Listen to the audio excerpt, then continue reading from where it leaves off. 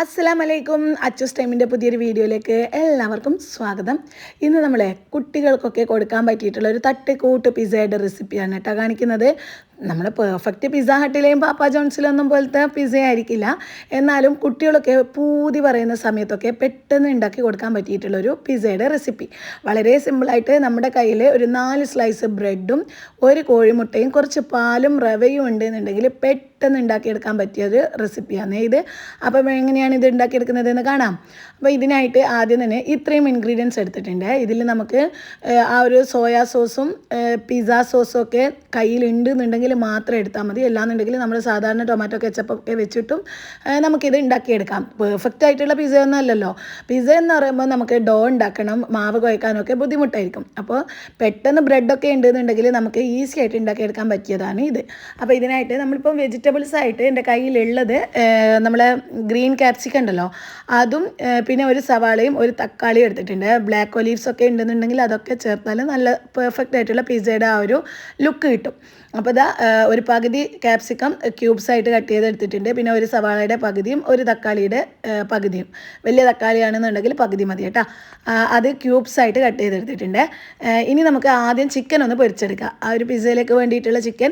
അപ്പം ചിക്കൻ ബ്രസ്റ്റാണ് എടുത്തത്. അത് ചെറുതായിട്ട് കട്ട് ചെയ്തിട്ട് കഴുകി വൃത്തിയാക്കി എടുത്തിട്ടുണ്ട്. അതിലേക്ക് കാശ്മീരി ചില്ലി പൗഡറും മഞ്ഞൾപ്പൊടിയും കുറച്ച് കുരുമുളകിൻ്റെ പൊടിയും സോയാ സോസും ഉപ്പും ഇവ ചേർത്തിട്ട് നല്ലോണം ഇതൊന്നങ്ങ് മിക്സ് ചെയ്തിട്ട് ഒരു അരമണിക്കൂർ റെസ്റ്റ് ചെയ്യാൻ വേണ്ടി വെക്കുന്നുണ്ട്.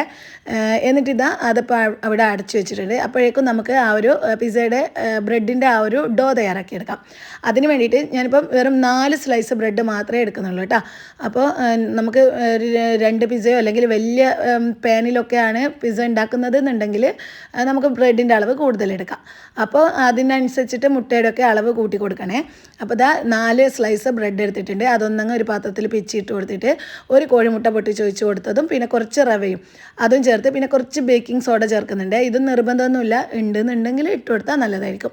എന്നിട്ട് ഇതിലേക്ക് ആവശ്യത്തിനുള്ള ഉപ്പും കുറച്ച് പഞ്ചസാരയും പാലും ഒഴിച്ചിട്ട് ഇത് നല്ലോണം അങ്ങ് ഉടച്ചെടുക്കുക. നമ്മൾ ആ ഒരു പരത്തിയെടുക്കാനുള്ള ആ ഒരു പരുവത്തിൽ വേണം ഈ ഒരു ബ്രെഡ് നമ്മൾ മിക്സ് ചെയ്ത് ഉടച്ചെടുക്കാനേ. ഇതിപ്പം നമുക്ക് പാനിൽ നല്ലോണം പരത്തിയെടുക്കാൻ പറ്റണം. അപ്പോൾ ആ ഒരു പരുവത്തിലാക്കിയിട്ട് അതും ഒന്നങ്ങ് മാറ്റി വെക്കുന്നുണ്ട്. അത് റെസ്റ്റ് ചെയ്യാൻ വെച്ച ആ ഒരു സമയം കൊണ്ട് നമുക്ക് ചിക്കൻ ഒന്ന് പൊരിച്ചെടുക്കാം. അതിനായിട്ട് പാൻ വെച്ച് ചൂടായതിന് ശേഷം അതിലോട്ട് ഓയിലാണ് ഒഴിച്ച് കൊടുക്കുന്നത്. ഓയിൽ ചൂടായാൽ നമ്മൾ ആ ഒരു ചിക്കൻ മിക്സ് ചെയ്തത് ഇട്ട് കൊടുത്തിട്ട് നല്ലോണം ഒന്നങ്ങ് പൊരിച്ചെടുക്കാം. നല്ല ഹൈ ഫ്ലെയിമിൽ തന്നെ വെച്ചിട്ട്, ചിക്കൻ ബ്രസ്റ്റാണല്ലോ, അതും ചെറിയ പീസാണ്, പെട്ടെന്ന് കുക്കായി കിട്ടും. അപ്പോൾ നല്ല ഹൈ ഫ്ലെയിമിൽ വെച്ച് കൊടുത്തിട്ട് ഇത് നല്ലോണം തിരിച്ച് മറിച്ച് വിട്ടിട്ട് ഒന്നങ്ങ് പൊരിച്ചിട്ട് മാറ്റി വെക്കുന്നുണ്ട്.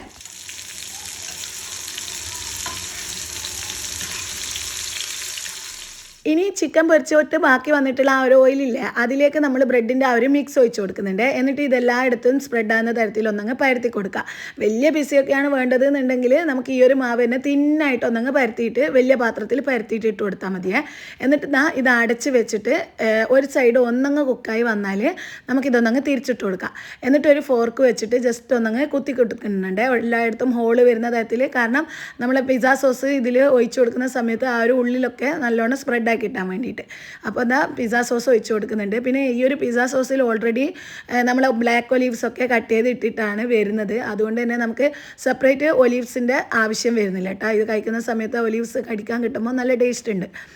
ഇനിയിപ്പോൾ നമ്മൾ നേരത്തെ കട്ട് ചെയ്ത് വെച്ചിട്ടുള്ള ക്യാപ്സിക്കം, സവാള, തക്കാളി, പിന്നെ പൊരിച്ച് വെച്ച ചിക്കനും ചേർത്തിട്ട് പിന്നെ നമ്മൾ പിസ്സയിൽ മെയിനായിട്ട് എന്താ വേണ്ടത്? ചീസ് ഉണ്ടെങ്കിലല്ലേ നമ്മൾ പിസ്സ ഉണ്ടാക്കാൻ ഇറങ്ങുക.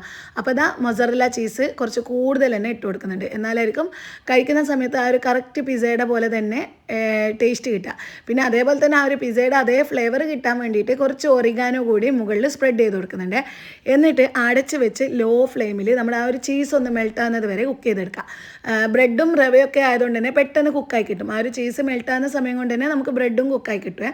അപ്പോൾ അതൊന്ന് മെൽട്ടായതിന് ശേഷം നമുക്ക് സ്റ്റവ് ഓഫ് ചെയ്തിട്ട് ചൂടോടുകൂടെ കട്ട് ചെയ്തിട്ട് കഴിക്കുകയാണെന്നുണ്ടെങ്കിൽ അടിപൊളി ടേസ്റ്റ് ആയിരിക്കും. ആ ഒരു മെൽട്ടായ ചീസോട് കൂടിയിട്ട് കഴിക്കുകയാണെന്നുണ്ടെങ്കിൽ.